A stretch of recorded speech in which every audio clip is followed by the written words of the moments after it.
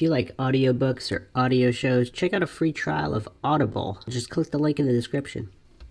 Welcome to Mindshock True Crime. This is your host, Bruce McGuire, and you are listening to the Delphi Murders case series. This is episode 39, Unreleased Info.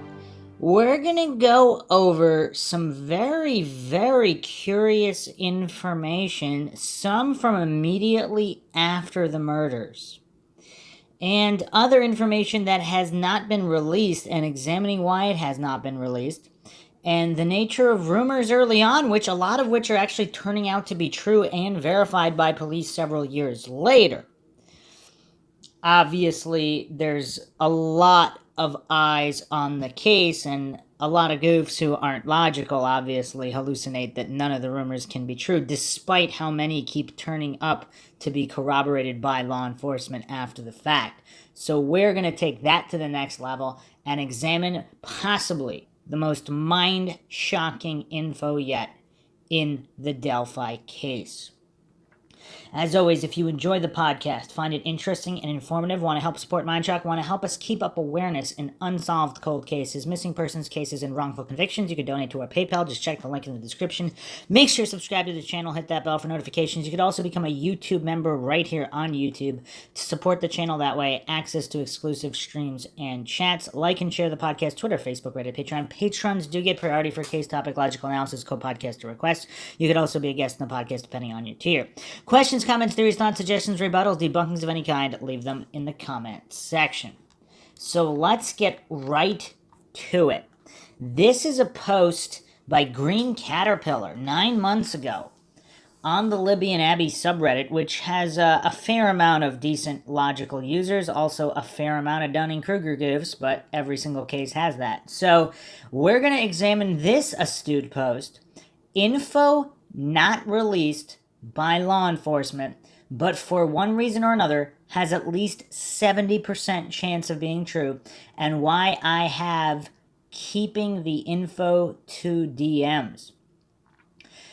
I kept the info to DMs because I figured anyone could find the info if they weren't too lazy to spend 10 minutes on a Google search. Also, if law enforcement didn't release, I figured it wouldn't be too good to go posting it everywhere. If you expect full links and all this goes right with the lazy part I mentioned. Also, if you have any ones that I missed, not trash rumors, and there is some sort of verification, please post. 1. Dispatch recordings. There are at least 2 that I know of. The first saying that a man said the bodies were found, and this was before the police actually found the bodies. I'm not sure of the context or time between him doing so and the bodies being found. The second is deputies asking for evidence baggies for cigarette butts and a bra or underwear. I forgot the exact wording. The items were found in the creek. Other posts here. Supposedly law enforcement got 11 markers from the touch DNA.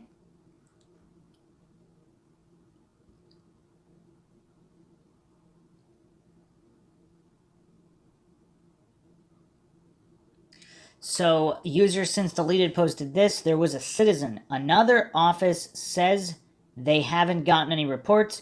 The first officer asks, "Are you sure?" They say yes. Then a high-ranking officer says, "I am now at the scene. Please switch all traffic to a certain channel." That's how the dispatch ends on that. There is also transcripts for the dispatches on WebSleuth. And there is audio. We actually went over this on the call. I believe it was the Weaver character involved with a statement that the bodies were found in the water. And some people are stating there were also other dispatch chatter that may have been similar to that and not exactly that. So apparently John Weaver was the civilian that said the girls' bodies were found in the water. So what more information is there? Found by whom? And then possibly moved? If so, does that mean it was citizens that moved the bodies or other officers? Now, if it were citizens that moved the body, is this why the whole scene has been contaminated to the point of no return? because citizens found the bodies, and instead of getting officers or CSI techs, they themselves pulled the bodies to where they were ultimately processed, so to speak, by law enforcement. Is that the major problem with the case? And for whatever reason, they don't want this information to be known because the individuals that pulled the body out of the water, they're persons of interest, even though technically they might not have had anything to do with the murders. They were just in shock and awe, possibly not wanting the bodies to.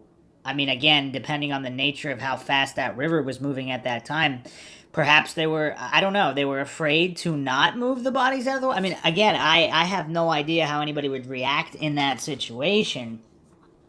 But the Mindshock listeners can feel free to chime in there. Also, the chatter about the cigarette butt and the other clothing, theoretically, that could be unrelated to this particular case. So, Green Caterpillar also posted this. The new information consisted of a partial DNA profile found on the shoulder of one of the girls' sweatshirts. Also, Libby's wrists were badly bruised, and it was implied this was due to her being dragged over 50 feet by them. Make of that what you will. Supposedly, the info on the DNA markers came from a lab tech involved in law enforcement. And then, of course, Abby's mother confirmed that the leaked texts were real. Make of that what you will. We went over that before, too, because, again, early on, the coincidence theorists were maintaining that the leaked texts were all made up and fake. And, yeah, so, again, there's a lot of goofs that hallucinate to know for sure whether something is false or true when the information required to make that determination, the variables are not there to make that determination. So you wouldn't know what's true or not true. I mean, this isn't rocket science, but for whatever reason, I have to keep repeating it. I mean, there's so many goofs in the YouTube comments who just don't understand the basics here. So I just wanted to go over those couple of bits for people who were not aware. Obviously, some of that has been discussed before, but there's another bit of info here that was recently posted by Bella XO on the Libby and Abby subreddit as well. Interesting post from 5 years ago, hiding in plain sight. So this was posted by You To Kill Me. The letter U, the number 2, kill me, 5 years ago. And this, the title of this post, this was posted in the Delphi murder subreddit. The title is In Plain Sight. I stumbled across this live feed after the girls were found, but not identified yet. It was a person saying they were there when the girls were attacked. He said he didn't do anything to stop it because he was a kid too and was afraid the same thing would happen to him. He was not from Delphi. The killer had picked him up and they drove at least an hour before arriving at a huge farm. He did not know where he was, but he said he needed to get out of there because the bodies were found and the place was going to be crawling with cops. He said this person who did this would never be caught because no one would think he was capable, but he is. Said the guy would be hiding in plain sight. I have not been able to find the thread again. It has been deleted. I contacted the investigators and the FBI early on and told them what I found. No one has contacted me or ever brought this up again. What do you think? Hoax question mark. Maybe the kid ended up missing too? Anyone else heard anything like this? So I actually have not seen this posted anywhere or heard of this. So this is pretty crazy. Some responses here. This was the first thing I thought of when Carter said at the press conference, this person has posted this on Facebook right after the murders. I always wondered if that's why the age dropped to 18 years old. If possible, if so, possibly that the young bridge guy sketch was the lookout. So this was a conversation February 15th, 2017. And this post used the term "in plain sight" before the 2019 press conference when Doug Carter used that phrase. Now, there is corroboration here from other posters. I've searched this for ages. I've read the sort of conversation-like form at the time, but haven't been able to find it back. I had forgotten about it, but it came back into my mind when Keegan Anthony Klein came into the picture. But only later on, after hearing and reading him. The childish-like way of expressing themselves seemingly triggered my memory, but geez, I'd like to find the original convo back. So someone posted this from the user to kill me also. It was about the same time they had found the info but hadn't identified them yet. I live in Las Vegas and didn't know much about the case, so when I stumbled across this feed, I didn't really know what I was looking at. My original search was for Liberty Tax Service. The person had been talking to a woman and a man in this feed. He was talking about the girls and how the guy attacked them. Someone asked him, why didn't you do something? He said, because I'm just a kid too. I was afraid the same thing would happen to me. Then it was mentioned that the bodies were found, and the kid says, I gotta get out of here. This place is going to be crawling with cops. One of the others asked where he was, and he didn't know. He said he had just met the guy, and they drove for about an hour before they arrived at his location, which was kind of a farm. So is this guy hitchhiking? Is this the hitchhiker? Is this where all those hitchhiking rumors came from? He wouldn't give info on the guy's name or his own. Honestly, he seemed like he was impressed by the way the guy controlled the girls. Like he said something like, that guy was awesome. I wish I had paid more attention, but like I said, I was unaware of its importance until later, and when I tried to find the feed, it was gone. The only other thing the kid said that stands out clearly is that he hadn't been home in a couple of days and wondered if anyone was looking for him. He figured the guy had used him to gain the girl's trust because he is a kid. And he said, they're never going to catch this guy. No one would even think he was capable or able to do what he did, but he is. He will be hiding in plain sight. I did talk to the FBI and reported it early on, within 2 weeks of the murder. It took me a minute to decide if it was worth reporting. Like you, I don't know if this was a hoax. I gave them the info and figured they would decide. So this is really, really crazy. So is this...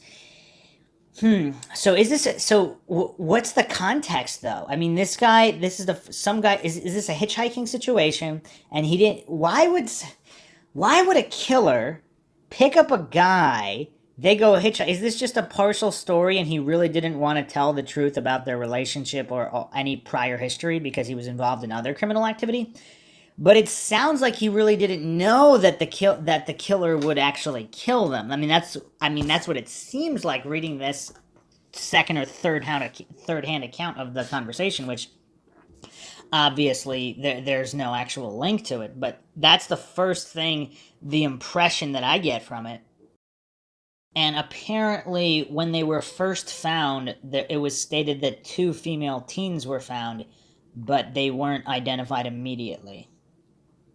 Also, is this related to Ron Logan calling for an alibi for the specific hours in question before the bodies were found? So another curiosity that we didn't talk about before, obviously the white car at the CPS building was reported, but other reports state that it was a red car. And there are even further statements of an individual being reported getting into a red car. Also, these are all early statements and rumors, so again, there's no verification here yet on any of these, but it's kind of weird. Actually, before we even get to the red car, there's another interesting article here. So, I haven't seen this specific information before. This is WRTV, Indianapolis. Delphi, Indiana, missing teens, 2 bodies found in Carroll County positively ID'd as missing teens by Katie Cox, February 15, 2017. 2 bodies found outside the small community of Delphi, Indiana, were positively identified Wednesday as 2 missing Carroll County teens. Liberty German, 14, and Abigail Williams, 13, were reported missing Monday afternoon after they were dropped off to go hiking near the Monon High Bridge just outside of Delphi. Family, friends, and rescue crews combed the area through the evening Monday and could not locate the 2 teens. 2 bodies were found by volunteers. So again, it's clearly stating here, supposedly this is not law enforcement who found the bodies. 2 bodies were found by volunteers on Tuesday, less than a mile from where the girls were originally dropped off. The bodies were found on private property about 50 feet from the shore of Deer Creek. Keep in mind, both sides of the creek were searched. Over 100 people out searching the area last night, walking both sides of the creek bank, both sides of the creek bank, both sides of the creek bank, both sides of the creek bank, both sides of the creek bank, both sides of the creek bank, both sides of the creek bank. So this is 50 feet from the shoreline. That's not a lot of feet. That's quite close. Sources tell Call 6 Investigates that a set of footprints are what led volunteers to the area the bodies were found. It wasn't until Wednesday afternoon that the bodies were positively identified as the missing girls. The deaths are being investigated as a homicide. You know, another curiosity here, let me repeat that last part. Sources tell that a set of footprints are what led volunteers to the area the bodies were found. Footprints! So this is kind of weird. So were the bodies not found in the water, or were they found in the water, then dragged 50 feet up the shore, and the footprints were of the people who dragged their bodies, not of the killers, if they're not the killers? So these other individuals, because then we also have the information that John Weaver relayed, or other parties, that the bodies were found before it was official. So did a group of individuals, volunteers, find the bodies in the water, drag them up, then they didn't want to admit that they dragged them up to contaminate the evidence? They didn't want to admit it. So then the bodies were found again by other people, or was it the same people? And why is it stating that the footprints is what led to them, and why were those footprints not magically there the night before, the late afternoon before? The search started actually before dark. For all the people out there that just have a lot of trouble understanding that the bodies might not have been there the day before. So, or if they were there the day before, totally submerged in the water, I mean, that still doesn't make sense, because supposedly there was a shoe found on the path. So if that shoe was not there the day before, I mean, what does that all mean? And then we, of course, have the middle of the night screams. So, again, highly possible there's the thermal imaging drone that didn't pick them up. I mean, there's both sides of the creek specifically being searched. So there's a lot of information, not just the drone. There's a ton of other information and witness statements that point to the bodies not being there the day before. So what happened the day of that they were found did volunteers, did people who were not their killers find them in the water, drag them up the shore, and then other people found them, or maybe the same people claim they found them on the 50 feet up the shore? Because in the crime scene tape, it looks like it's farther from the shore. And initially, because I remember all this discussion years ago, supposedly they were not found right on the shore, but a fair number, like a few dozen yards or more, well into like what did they call it? Like a little bowl depression area of the ground, which was claimed why they were missed. So much farther than 50 feet. So again, there's so many conflicting statements here, but this is right from WRTV.com, and there's specific sources that told Call 6 Investigates that footprints specifically were what led to the bodies. Now, furthermore, the article goes on to say something else that I found very interesting. The mystery surrounding the teen's disappearance has had the small community of Delphi on edge. Police do not have any suspects in their death at this time. Indiana State Police released the photo below on Wednesday. They say this man was on the Delphi Historic Trail around the time that Abby and Libby were there. They want to speak to him about what he may have seen.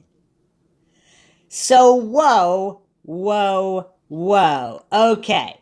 So to all the people that hallucinate that this guy in the photo is definitely the killer and that the killer was filmed by Liberty German, is that really true? Because the statement here explicitly states not that he was there at the time, around the time. What does that mean? Does that mean an hour earlier, 2 hours earlier, 3 hours after? Because as I went over in the previous episode about the trail camera, some people believe, again, due to early witness statements, due to early police statements, due to a lot of conflicting early statements, that this image might not be from the phone. It might be from a trail camera or maybe somebody else's phone. Not necessarily at the exact time of the Snapchat, if the Snapchat was even taken that day at that time. Some people point to the weather possibly being slightly different or more or less cloudy, whatever the case may have been. They're stating that it's not accurate and that Snapchat was from 1 or 2 days prior. And again, also based on what Abby was wearing in that photo. Supposedly that's what she might have been wearing 1 or 2 days prior. Now, that doesn't necessarily mean she couldn't have worn the same thing if the clothes were washed or whatever. I mean, there's a lot of different theories. But again, the wording here I found interesting, that it's not stated that he was there at the time that Abby and Libby were there, but around the time. And that's why they want to speak to him about what he may have seen. If he was actually walking directly towards them, it's not a may have seen situation. He would have definitely seen them, even if he didn't see what happened after. And they would have stated he was there, that was there at the time that they were there hiking and taking photos. Not around the time. Around could be a half an hour, 2 hours earlier. So again, this is something the coincidence theorists will no doubt ignore. It triggers their dissonance too much. But anybody actually objectively, logically, neutrally analyzing this case and really wants the truth, we have to consider the possibility that this man in the video, possibly Ron Logan, or if not Ron Logan, whether he's Ron Logan or not, he may have had nothing to do with the murders of Abby and Libby. Okay, so let's go back to the red car information. Also, people discussing vehicles in general, there's a couple interesting posts here. Most highways are covered with CCTV, and a lot of the time they are mounted on an overpass, on a bridge. Maybe they got lucky. And other people say, yeah, if you go to the Department of Transportation, there's a lot of highways that actually have cameras overlooking them at certain areas.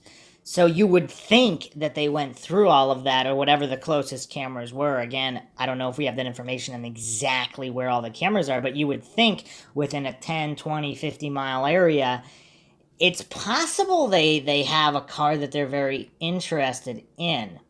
But other posters are saying this. It's astounding it took 2 years to mention this car. I also disagree with the lack of description. Understanding you want to ferret out misleading tips, it's good to know the make and color to jog people's memories. Sorry, this investigation has a botched flavor. Another post, some former FBI investigators on HLN said if they had given a description of the vehicle, like a white Camry or a red Ford, they would be flooded with thousands of calls from all over the country with people saying, I saw that car at such and such location. It would waste more time. They just wanted credible sightings of the car at the location during that time. If they know what it looked like, then they know they have a credible eyewitness. This doesn't seem to indicate a botched investigation to me. Like they said, they have a witness. He made mistakes. They have a better description and a better sketch. They think he is younger than what they originally thought. They think he's very familiar with the area. Sounds to me like they are working diligently and they believe they will solve the case. This was posted 3 years ago.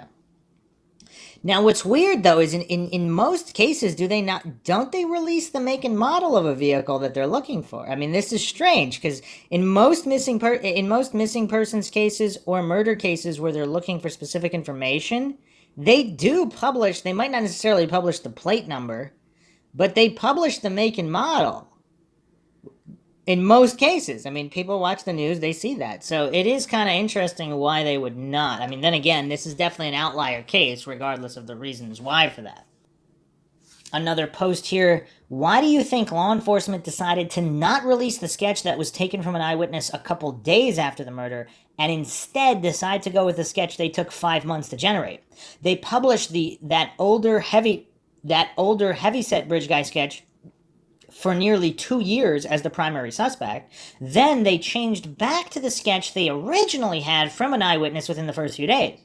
I wonder what the reason is for that. If they had that sketch from the very beginning of the investigation, why would they decide to not release it until 2+ years later? Or they could have released both sketches.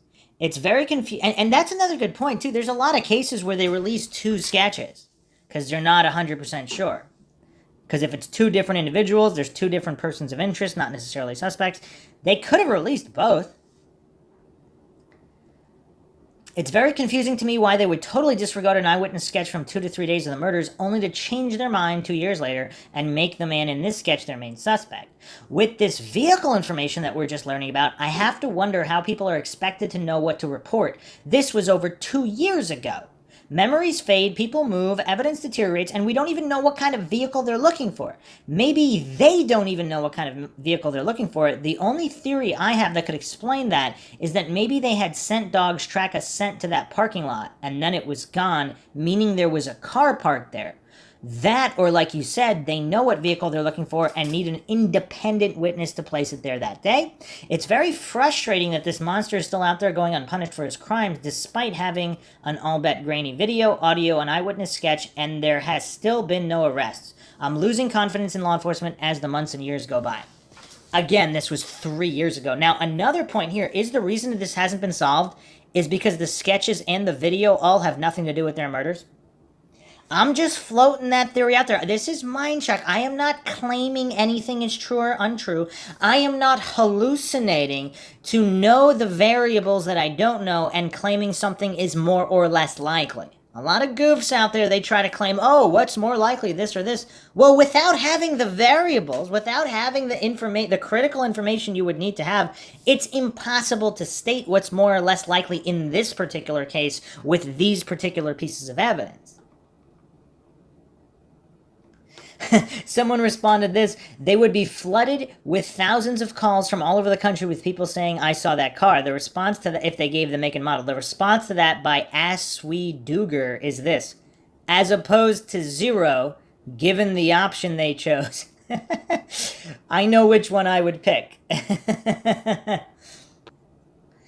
So it is kind of weird though. So it's a white or red car. I mean, how would they not know if it was white or red? Or were there 2 different cars specifically reported? One of them was white, one of them was red, and they actually don't know which one was connected, but they suspect that one of them was connected to the crime. Is that a possibility? An interesting post here connecting the dots also on the Libyan Abbey subreddit. Reading these posts, one thing sticks out for me. Law enforcement has focused in on finding someone who can identify the make, model, and or color of a car parked outside the old CPS DCS welfare building on February 13, 2017, anytime between 12 p.m. and 5 p.m. This seems like they are connecting very critical dots. Potential verification to put a specific car that may have been owned at the time or borrowed by the POI that day in a location that doesn't align with his alibi. The details of the car that they may already have been withheld, like the audio, the DNA details, the crime scene info, and the cause of death, to have an ironclad case once they are able to press charges. All details that can be used as leverage if the POI decides to plea deal to get the death penalty taken off the table by confirming those details that only the killer would know. Someone out there saw something, anyone in that area on that day, they may have seen a car in or around the location, should report what they saw. What do you have to lose? What seems silly or insignificant may be the one dot that law enforcement needs to crack this case. The locals are going to solve this case for Abby and Libby. I know it. TikTok. This was posted 1 year ago. So I'm actually gonna I'm gonna give a different theory there. If this was completely compromised, so let's say it's a combination of things that weren't specifically law enforcement's fault, like maybe volunteers moving the bodies from the water to the shore and completely compromising the scene, and also the video not being of their killer but reported to be of their killer, all the sketch nonsense, and then now the vehicle at the CPS building, is it possible that a lot of these pieces of evidence are actually not pieces of evidence? So there's nothing to corroborate there. That's why it hasn't been solved, and that's why there's so many problems. Another astute post here by Santana, they said vehicle and didn't specify car. The only reason to mention the vehicle is if they were sure that it is connected to the murders. If not, they gave Bridge Guy a huge amount of relief because he would know they are going in the wrong direction. I'm sure the FBI, ISP, and anyone involved in making up the press conference know that the vehicle is 100% involved. I think the killer may have exited the area without going back to his vehicle, because they specified a wide range of noon to 5 when asking for information about the vehicle. Either he went back on his own, or a family or friend brought him back to get the vehicle. Or maybe one of them got the vehicle without him. This whole thing isn't about why ask now about a vehicle because nobody will remember. It's about telling the killer that they know where he parked. If they received a ride to retrieve the vehicle, it tells the friend or family member that they know about the vehicle and that they need to come out and tell investigators what they know. Wow, that's a curious theory too. I mean, the outside the box thinkers here. I mean, that is a plausible reason why law enforcement wouldn't specifically give specific details like that. Another post here, really good points. I listened to the 2019 press conference again, and law enforcement 100% was communicating directly to the killer. The mention of the car is the very first thing Carter leads with, so it's gotta be a big piece of the puzzle. Re-listening, knowing that you hear different things now. They asked for information about the vehicle on February 14th, though. My mistake in the original post by referencing the 13th. Why didn't they say the 13th and the 14th? Was there a reason they left out the 13th? Was it because a car wasn't returned until the 14th? So all they care about is what happened for the car retrieval on the 14th. So he arrived and abandoned the car there on the 13th solo, but retrieved it at some point the next day by himself or with someone. Or maybe someone else retrieved it for him. I mean, I don't know why nobody's considering that possibility. Satana responded, they came out later and said that Carter made a mistake and said the 14th when they meant the 13th. Interesting. No shortage of mistakes here. I mean, this is getting really complicated here. Another post here, unless I'm completely wrong, the police are not asking for the make, model, or color of the vehicle seen parked at the CPS building. I need to check again, but I believe the police asked for information about who was driving the car. That leads me to believe the police know the car particulars, but they want to know who was driving and parked the car there that day. Let's therefore take a leap of faith and assume they have all the details about the car, but the owner said it wasn't me driving the car on the 13th, I was out of town until the 14th. Let's assume he checks out. Cops then go down the line of potential POIs who may have used the car on the 13th. Everyone says, wasn't me. Police are left at a suspect who may have an alibi that may check out. Maybe it's an alibi from a wife or child. Maybe that's why they're one tip away from an arrest. As I've always maintained, I believe the police know who killed Abby and Libby, but the lack of forensic evidence has them stymied. This was also posted a year ago. Another post here, this is the correct answer. Whether they know the make or model of the car is irrelevant and not what they are asking. Paraphrasing, Carter says information about the driver of the vehicle parked at the old CPS building. They never asked about the car itself. So the other thing is, though, in order to, in that case, if they know about the car, they're not specifically asking, because if someone saw the car but they didn't see the driver and they're calling in, that's not helpful to them. So, but if they do know the driver, they can say what was the make and model of the car in order to verify that they know specifically the individual that could have been driving it. In that context, it obviously does make sense to not reveal the particulars. Now, the satellite photos supposedly show a white car. So, again, that's tough. Okay, so more vehicle information. Apparently, a vehicle belonging to the Delphi United Methodist Church, which some people believe an individual from that church is responsible and the real killer. Supposedly, that vehicle was near the trails on the 13th. Okay, another vehicle in question. We're going through a lot of different possible vehicles here. There's another vehicle in question about Mr. X, the former mayor who lost his keys. He had an orange pickup truck. He parked his truck the back corner of the cemetery sometime on the 13th. He knocked on the landowner's door at 6:30 on the 13th for permission to search the wooded area behind the cemetery. He received permission and began searching. Supposedly he lost the keys during the search. The next day, the 14th, he searched the woods and found the bodies around noon. So again, there's many different theories here. If innocent parties, if volunteers not responsible for the murders found the bodies in the creek and dragged them up onto land, then did Mr. X here find them after they were moved by innocent parties, or did he find them in the water and drag them up? But it says noon here where these reports were from earlier. So, or did the killers move the bodies back? I mean, yeah, again, we don't know any of this information. So, apparently, there's also confusion that at the press conference on the projector screen, there's an image of a car. And the thumbnail is for a law enforcement lookup program called Aspen. So, is this, and it kind of looks like a red Dodge Intrepid, but is that just the thumbnail of the program? That's not the vehicle that it's referring to? So is that the confusion on why some people think it's a red car, but it's actually a white car? And the white car supposedly is what some blurry white thing that could be the vehicle is what's visible in the satellite photos. Some more information here regarding security cameras. The industrial building next to the CPS building has security cameras.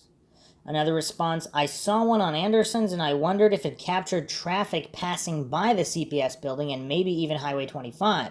Do you think the camera caught a parked car at CPS but the pic was too blurry to get the make, model, color? If the camera then caught the vehicle leaving, could the video help determine if the vehicle went south on the highway or not? Another response, apparently it did capture the car at the CPS building, although it was from some distance, and therefore the driver's features were indistinguishable. So these posters here from a year ago are stating that's how law enforcement have this information because they did pick up the car and the driver on security footage. But obviously it's grainy footage from a distance away, so it's not a positive ID on the driver. So I actually don't know. There's a post here on Web Sleuth, December 14, 2018. So was the 2019 press conference the one with the red image thumbnail on the projector screen, which is what led people to believe is red? But here, a poster, Misty, is stating this. I don't recall law enforcement ever mentioning any details of a vehicle of interest connected to the Delphi murders, nor can I locate a link. Many early theories involve Bridge Guy walking to the trail system, even working at the hog plant nearby. But there's also been significant speculation involving either a white or red car. And the car was towed from the cemetery, but it appears unconnected. Then, when Daniel Nations became a much more discussed subject, the sighting of a red car came into play. Or, at times, Bridge Guy was speculated to have been hitchhiking. I could be wrong, but I don't think any source regarding details of a vehicle, or for that matter, its absence, originated from MSM, and as sometimes happens, speculation as a way of morphing into unproven facts. So was it simply that Daniel Nations was a suspect or a person of interest, and he happened to have a red car, and that's where that got roped in? I mean, that's curious. Actually, I think I might have found the original source here. dailymail.co.uk.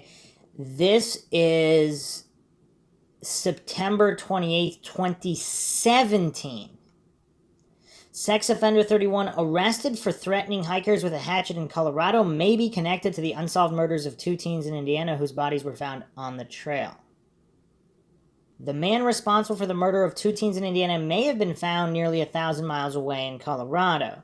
Daniel Nations was arrested on Monday for allegedly threatening hikers on a trail near Woodland Park, Colorado with a hatchet earlier this month. Now, local authorities say police in Indiana suspect the registered sex offender may be connected to the murder of 2 middle school friends in Delphi earlier this year. The bodies of Liberty German 14 and Abigail Williams 13 were found about a quarter mile from a hiking trail in Delphi in February, a day after they planned to hike the trail on their day off from school and went missing. At the time, police released 2 grainy pictures and an audio recording of the possible suspect taken from German's phone, but they got no leads. The same happened in July when they released a composite sketch. The Indiana State Police confirmed that they are investigating Nations as a potential suspect in the double murders, but refused to comment further. Indiana State Police spokesman Sergeant Kim Riley said it's too early to make a definite connection. Please keep in mind the Indiana State Police has received more than 1,000 photos of persons alleged to be similar in appearance to the composite sketch of the Delphi person of interest, Riley said in a statement. Each and every one of these tips are investigated for any potential connection to our case. We will give the same attention to the person arrested in Colorado, but right now there is nothing that definitively connects this person to our investigation. If that should change with this tip or any other tip, rest assured we would be sharing such news with all media sources. Nations, who hails from Indianapolis, was identified as a suspect in the menacing case thanks to his car. Around the same time that a man was threatening people with a hatchet near Mount Hermon, a bicyclist, Tim Watkins, went missing and was later found shot dead. Before the body was found, one of Watkins' friends was aiding in the search when he noticed a man in a red car drive by the staging area several times. He found it suspicious, so he took a picture. Police then used the picture to track down the car, which they found parked outside Woodland Park Pond and Lone Monday afternoon. They saw a man and a woman get into the car, then pulled it over. Inside was Daniel Nations sitting in the passenger seat, his wife driving, and 2 kids in the back seat. What? And this was actually on the news. Public needs help to identify suspects. So one of Watkins' friends snapped a picture of a red car, then circled around the scene a few times during the search. And so this photo of the red car was aired on the news. Again, another example of exact make, model, license plate, all in the car.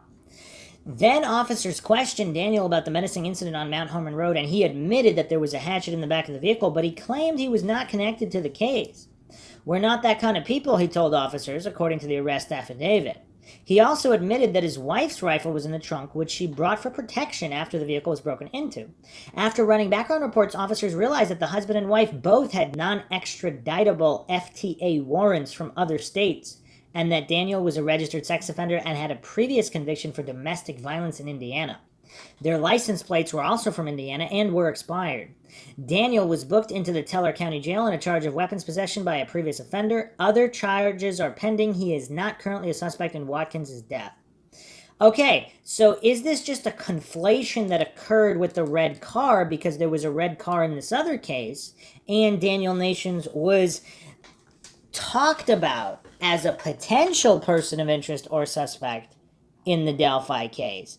So his red car kind of got overlapped with a car that was not specified to be red at the CPS building. Okay, so what does everybody make regarding this early information, unreleased information? I mean, this mind-shocking account of a kid that witnessed the actual abduction and possibly the murder as well. Was he hitchhiking? How well did he know the other guy? Or was it all just made up? I mean, it's so hard to say because seemingly a lot of these theories and early rumors, they seem to match up with the context of law enforcement statements at the press conferences. Now, that doesn't mean they're true in any way. Again, to all the goofs out there hallucinating, I am claiming any of these are true. I am not claiming anything is true or untrue. I wasn't there. I don't know. But if you just line up some of these theories and the context of what law enforcement was stating at the press conferences, theoretically, these pieces could fit. And now when you add up all the weirdness with the way the bodies were found, reported, not found initially, I mean, it's just such a problem. It's such a problem, especially when you're trying to prosecute or gather evidence, because if volunteers actually did pull the bodies out of the water, I mean, what are you going to do with that? So again, all the Mindshock listeners, feel free to give your own thoughts, theories, opinions, rebuttals, debunkings of any kind to any of this information in the comment section. I mean, I do not think this case is as cold as it seems. The more you look at everything, the more it seems that law enforcement does indeed have certain pieces of the puzzle. Now, are they the correct pieces? That we don't know. But it might not be the case that they're complete Keystone cops. They might actually have solid pieces, and they're just missing the ability to link them. And perhaps it's only a matter of time now. Hope everybody found another edition of Mindshock True Crime interesting and informative. If you want to help support the podcast, help us get more mind-shocking content out there and keep up awareness in unsolved cases, cold cases, missing persons cases, you can donate to our PayPal. Just check the link in the description. Make sure to subscribe to the channel. You could also become a YouTube member right here on YouTube for access to exclusive streams and chats. A like and share, Twitter, Facebook, Reddit, Patreon. This is Bruce McGuire signing off. Catch you guys next time.